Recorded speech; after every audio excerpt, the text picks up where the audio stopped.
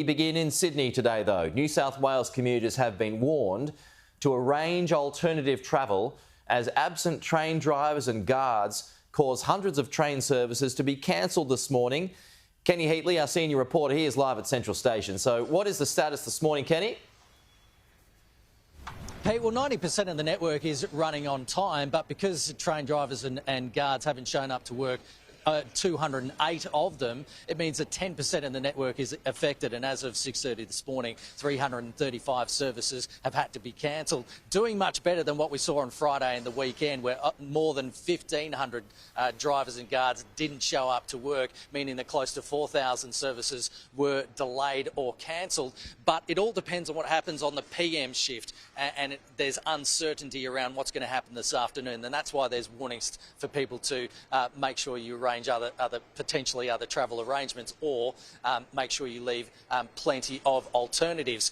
It went to the Fair Work Commission yesterday, the government accusing the RTBU of organising or coordinating mass sick leave.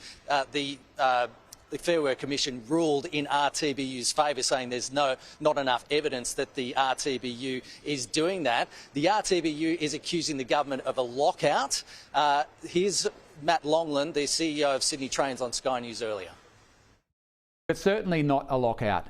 We're very clear that there's no lockout in place. All of our staff who attend work, who work their normal duties, will be paid with no exceptions. So that's very clear. We've made that clear to our staff.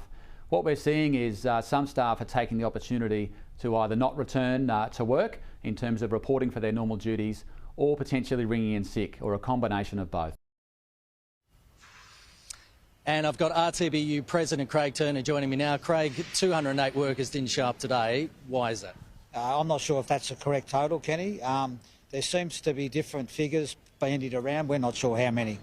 OK, and the government is saying there's no lockout and that they haven't docked anyone's pay, but you're accusing them that is happening. So what's going on? Well, actually, the 471 letter, which was distributed to 5,000 of our members individually, that curtails to a lockout, because it's in there, it says, and even Matt Longland says, if train crew turn up for work and they engage in protected industrial action, they won't be paid. And just finally, is the union sending out any text messages to train drivers telling them not to show up? Not at all. There's been a number of text messages bandied about in the media today. We don't know where they came from. Definitely not from the RTBU.